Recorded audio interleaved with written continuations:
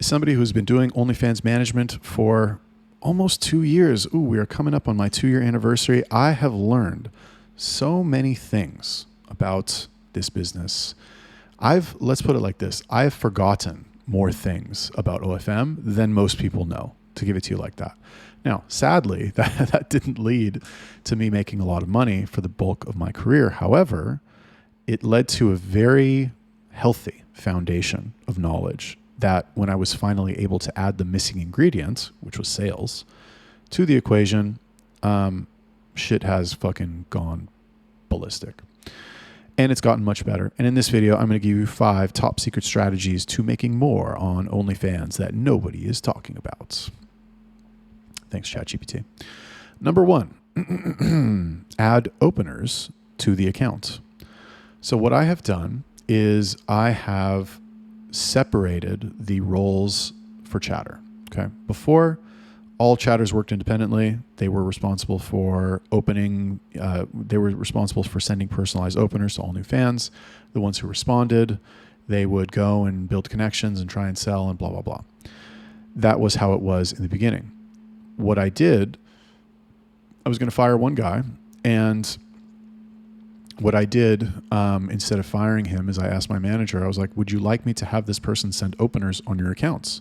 Because in my mind, he was managing other people. I'm having him shadow people, or I'm having people shadow him. I'm having him train people.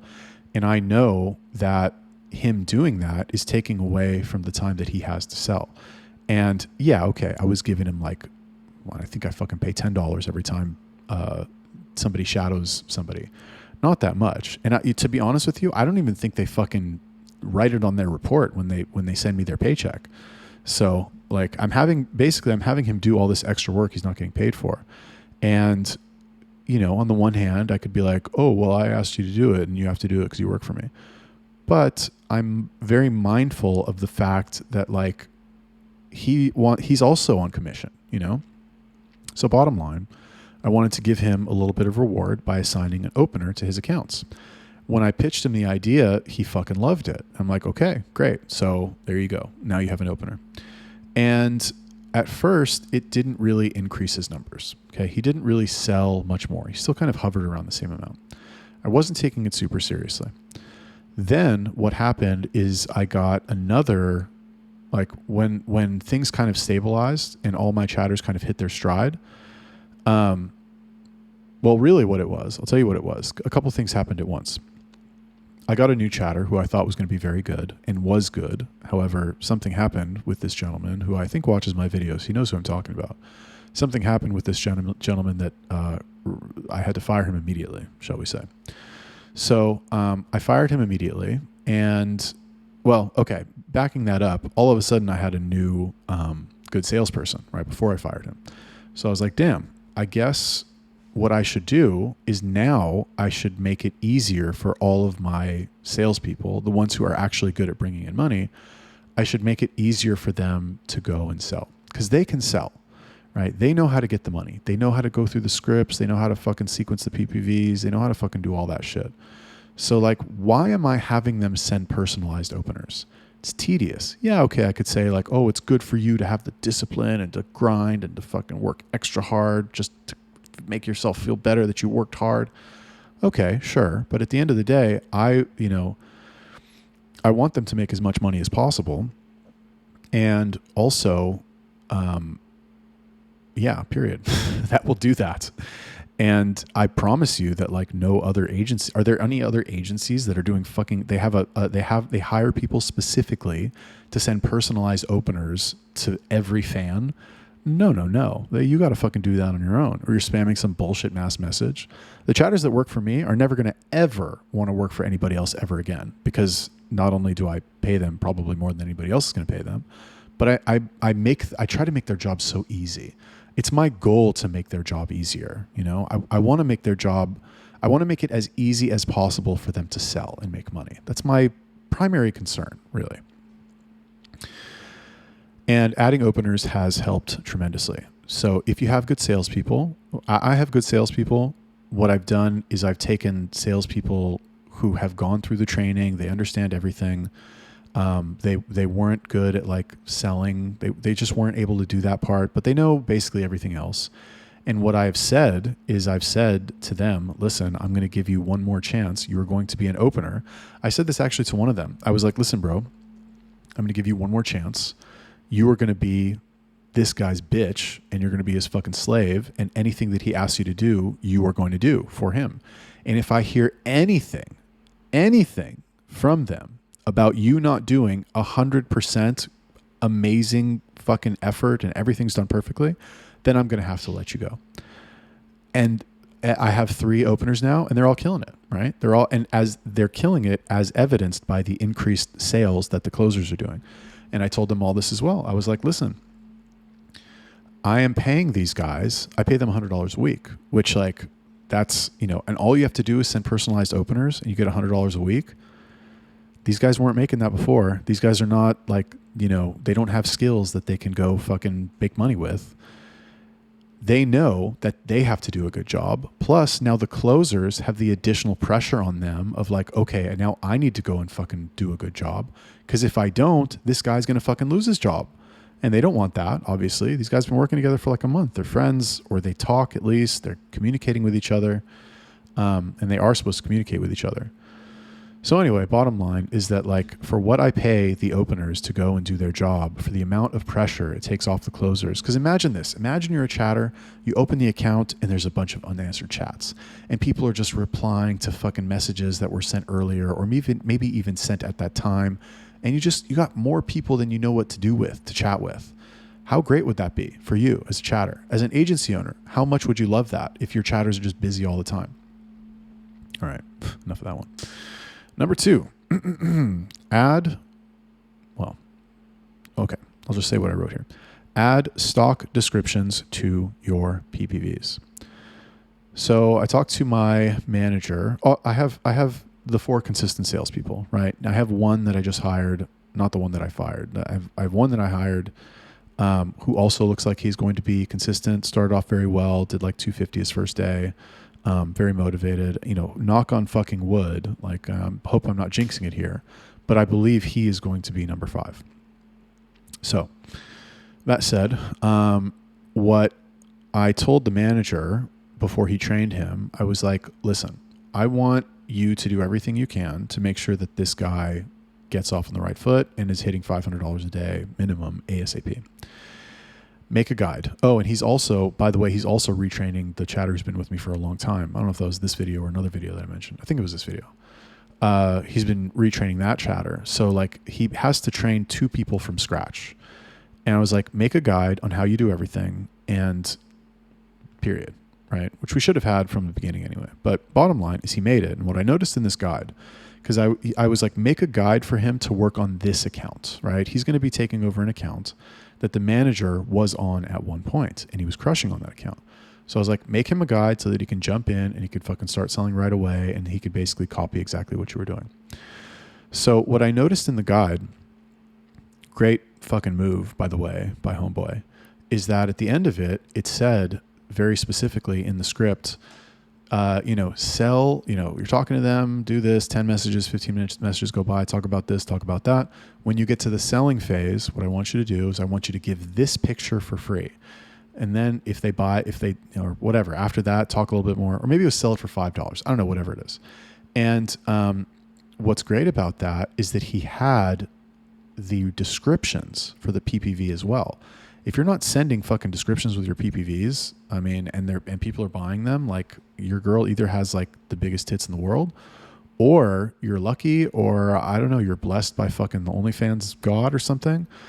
In my experience, what I've noticed is that PPVs that are sent with a very descriptive block of text are opened more frequently than PPVs that are not, or PPVs that are sent with text that doesn't fucking say what is in the fucking content. So I saw that and I had a light bulb moment where I was like, oh shit, this is one of the reasons why this guy fucking sells so much, because he's found the right pictures in the right sequence with the right PPV descriptions. And he's got a whole system. First sell this, then sell this, then sell this, copy paste, and that's it. The money comes in. That's why he's so fucking consistent. So I saw that and I was like, oh my God, we need to do this for every fucking girl. We need to do this. All of the models, all of the chatters need fucking guides on that. We need to figure out exactly what picture to send first, exactly, all the way down the line to the end. And we need fucking copy paste PPV descriptions to fucking make that work. And game changer. Fucking game changer, right? I've only started this on one other account. I had another chatter, another one of the good ones. I'm going to start talking about these guys in numbers, right? This guy was number 2. I had number 2 write another guide. This guide is a really good guide on basically transitioning into selling. And it's got all the same shit. It's got this PPV first, paste it with this one, then paste it. And it's just a matter of time before we work all the way down the line, all the accounts. And that's really that's the fucking key to making money on this. It's like you need that. That's once you transition into selling, then you go fucking execute that program. And then before that, well, I'm going to say before that, unless the subs come in hot and they're super horny and they don't fucking care and they're like, let me see your tits. Fine. If they're not like that, if you send your personalized opener and, then you need to go through the qualifying and commonalities phase. Number 3, top secret strategy to making more on OnlyFans that nobody's talking about except me. Give the first pick for free or sell it for under $5 or $5 or less. Okay, to be fair, I'm talking about this. I say it like every fucking video where I talk about chatting. But one of the things, how did I come up with this rule? All right. The way that I came up with this rule is that I would review accounts of chatters who were not selling. I've done probably ones that I've recorded, I don't know, maybe 15 at this point. And every single time that I reviewed it, I would see the chatter, they're talking, they're not doing, there were tons of mistakes, right? But one of the main ones was that they would try to sell content for too high a price too soon. They're talking, they exchange, 4 or 5 messages, and then it's like, oh, hey, by the way, I'm so horny. Buy this fucking video for $35. It's like, what? No, fuck yourself. Like, that's not happening. And I saw that so many times, and I was like, no wonder this guy fucking is doing, $14 shifts, because he's trying to sell content for too high a price too soon without building a connection with them. So now I make them fucking, the pendulum swung all the way in the other direction, where now it's like build a fucking connection with every single motherfucker that you talk to. And then you give them a PPV that's priced so low that they'll unlock it because they'll unlock it if they're at work, they'll unlock it if they're standing in line at the fucking grocery store. And the reason I say that is you don't need to ask them are you alone right now, babe? What are you doing right now, babe? I fucking hate that shit. But anyway, when you sell it for such a low price, they'll unlock it just for fucking curiosity's sake, and you can also give it for free. That's also, an option. If you're not 100% sure about them, it's totally fine to give a picture for free. Where I see people fucking up, at least my chatters, is they'll give too much stuff for free. It's like they'll send one picture for free, and then they'll send another picture for free, and then they'll send a cheap picture, and then they'll send a short video for free. And it's like, what are you fucking doing? How long do you think this process is, bro? But anyway, giving one thing for free, giving the first thing for free, or you know what I just thought might be interesting is if you send a PPV for free and then you're like, oh my God, I'm so sorry. I didn't mean to send that to you. I normally sell that for $50. Oh no. Well, oh well. And then maybe some people will tip, right? It's clever gambit. Who knows? It might work. Anyway, get them in the door, get them to spend money, period. Number 4, top secret strategy, stagger the pricing of your content. Do not have the content increase in price linearly. Okay. You just don't need to do it. Will that work? Sometimes, yes. Is it possible for that to work? Sure. However, what you could also do, which I've seen work from some of my chatters, I also saw this from number 2. Basically what he does is he's got an ascending price ladder, and then towards the end, the price, I guess, technically still ascends, but the amount of content that he gives for the price is just way higher. So they're like, well, shit, I just spent, this is approximately the like 150 mark in the sales process. Then what he'll do is he'll just fucking sell shit for like $80, but it'll be the equivalent of all of the stuff they already bought. So in their minds, even if they don't want to, they're thinking about it like this. Well, shit, I just spent $150 on 3 videos or whatever, I don't know, 4 videos of a minute each and 6 pictures. Now he's offering me like double that for half the price. Well, okay, I mean, that's a fucking deal. I guess I'll buy that. And then he just fucking blows through those until they're tapped out, or until he sold them like $400 worth of shit. So, the bottom line is to stagger the price of the content. You don't always need to go up. You can do 5, 10, 15, 20, 25, 15, you know, like you can go up and down. And when you do that, you basically guarantee the sale of the ones that are on the down spike. You know what I mean? So try it out. Number 5, let your chatters work together. Now, when I say let them work together, what I mean is let them work on the same account and share the sales from the same account. Meaning, if that account has 2 chatters on it and there is $1,000 in sales, then they both split it 500. Doesn't matter. This person sold 600. This person sold 400. Nope, they're splitting sales. It's a team effort. Now, what I've seen this do, I've tried it on one pair of chatters. I've tried this on number 1 and I think it's number 3. I think the manager's number 3 and the other guy's number 4. Let's go with that. I'm going to say that. So anyway, 1 and 3 are working together, and they're killing it. There's really good synergy, and they are fucking cooperating like a motherfucker. And as a result of their cooperation, they are selling a lot more than they would have sold separately. Right? Like their numbers now working together are much higher than they would have been if they were working separately and I just added them together. And there's a lot more coordination. Plus, like, you know, there's other benefits too. Like, God forbid something happens to one of them, the other one can still work on the account. There's not going to be a fucking transition period where he's like has to fucking figure everything out. So there's lots of benefits to this.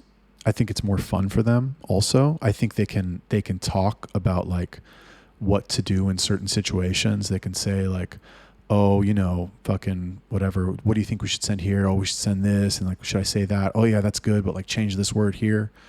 So it becomes a team effort as opposed to just everybody working together. But then maybe sometimes every once in a while, like one of them writes a guide that the other people read and then fucking forget about. So like they're basically helping each other constantly get better. The more that I talk about this, and the more that I think about it, the more that like I really kind of want to implement it for everybody.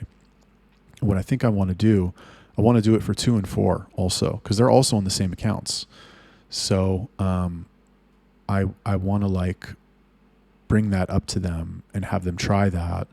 The problem with that is that like one of them is consistently selling for a lot more than the other one.